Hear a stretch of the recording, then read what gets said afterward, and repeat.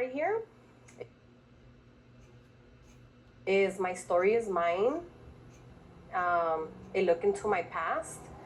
And that book right there, the book cover is actually Take to do. That one took me 7 hours. All one. All the one whole session? thing was one session. Eesh. And then I went back to kind of like just shade it in. But I didn't even complete it because because I was like, I can't take it. She's crazy. Crazy. The whole with the no right side, no? cream. The whole right side. This side. Yeah. Yeah. Eesh. Yeah. Yeah. So that's right there. So that's this story. You can weed. ¿Qué era? It was PCP. So if you guys ever watched that movie Friday, real hard, right? he's like Susie said that. Dude, that shit's real Stuff shit. funny as Let me hell. tell you, it's really, really bad. And I'm glad I survived that. So the answer to your question, after I collapsed and hallucinated for months and took a whole year of recovery to come back to reality, because I was literally stuck inside my brain where like I could be talking to you and screaming at you to help me, but you can't hear me, only I could hear myself. That was like really, really like trapped in head syndrome, something like that. Forgot what it's called. But 17 was when that happened. yeah. That taught me that I was in shit. Let me tell you. So all that tough bitch shit that I thought I was, at the end of the day, we ain't shit. Let me tell you. Because I feel like when life takes over, and literally whether it was karma or just life teaching you a lesson, dude, we ain't shit. Hay algo más grande que ti siempre. So humble yourself, you know? Like always remember that. Be good to people, you know? That really ¿Y tu mamá, like ¿qué hacía contigo? my mom, dude, my mom, my poor mom. I'm like shocked. Like I don't even know how to take this hit. Like that's fucked up. And my mom, she didn't know what to do with me. And then I didn't want to tell her because like after, like I didn't want to tell her what I had done or anything because I was so scared of her, you know, that she was going to beat my ass. Because back then I would get my ass kicked because, you know, a few times she would catch me drunk or like getting off of the bus drunk and she would beat me at my ass, you know. Well, see, you deserved it. Hello. But I was like, why? Let me live my life. Honestly, though, there's a lot of things that I don't remember from that time because I was kind of like in and out of life. I was here and then all of a sudden I'll be like in my room asleep, like, what the fuck happened? Where am I at? I'm not there anymore. Así. So I was like in and out. And that you did that a whole year like that? It took me a whole year to recover. I had a hard time speaking, so my tongue can get twisted a lot of times todavía, like se me para, like I get tired. And my brain kind of like zombied out, so it was hard for me to like focus again, think again, walk again. It took me a while to walk, and so it took a recovery time of that, about that. I have a teenager right now, a 16-year-old boy. When I published this book, I told him read it out loud to me, and I had him read it because I told him, look, you might think it's cool, but it's not. And not everybody gets the same reaction to anything that you try that doesn't belong in your body, you know, because it doesn't. And you don't have to do drugs or drink to have fun.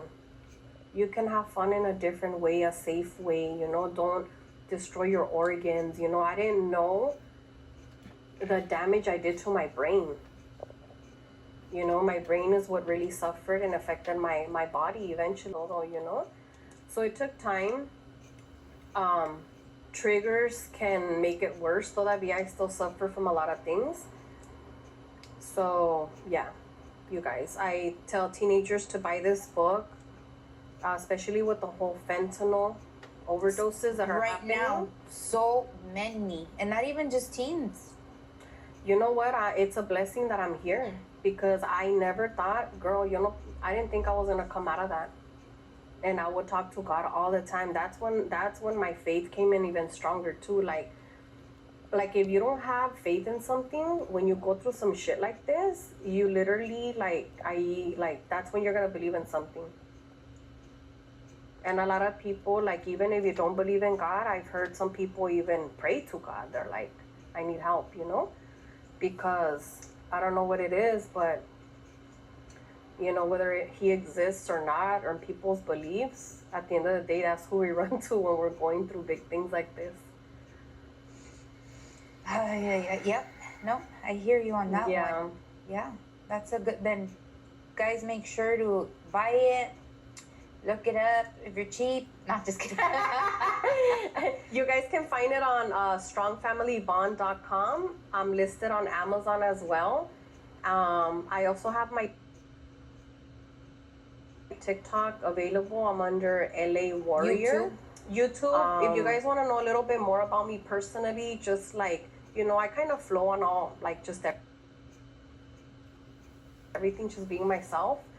You can find me in LAWARRIOR 213 on YouTube. LAWARRIOR_E. I do run a women's support group online called Healing Warriors, you guys. We just finished our second chapter. So it's a group of women that suffer from any type neglect, a loss of a loved one, anything that you're going through, really. Like, we have a group support, and then we have a WhatsApp 24/7 support chat where you're able to communicate with your other Healing Warrior sisters or myself. Somehow, some way, we all connect through there. That I have one that I work on, and every time I feel like I'm going through something, I'll read it again, and I'll do it again by myself, and it's always different. Yeah. Siempre es algo diferente that you heal from or process through something, you know? So I have these available. From this came the Homegirl Journal. So with the Homegirl Journal, since I work mainly with women, of course, I created the Homegirl Journal where they're able to let that shit go, you guys. And this cover, I have me in the cover. It wasn't supposed to be me originally, but somehow it ended up that way. It's your book. Be on the cover. But I wasn't, because I was already on that one, so I don't want to put myself. Your book too. If I was you, I'd be in the little kids' faces too. So this one así salió. No, it looks good though. Yeah. So I love this book because this journal, because this is where I feel like I was able to self-express, you know, inside my head, you know, the agony, the pain, the suffering of what I've gone through in my life, where I felt like chained up, you know. But see how she's like breaking out of the chains is like, you're able to break out when you're ready and you really put the work in, you know. Like, I tell people, you have to put the work in. Todo va a ser duro. Everything's gonna be fucking hard, dude. But like, it's what you choose to work hard for. And that goes with relationships, you know. Like, who do you choose to work hard with? You know what I mean? Everything's hard. Nothing comes to you easy, you know. But then that's the payoff in the end, I feel. Is like when you get to that level of peace, you know, it's like, yeah, that's it, you know. But it's hard. It's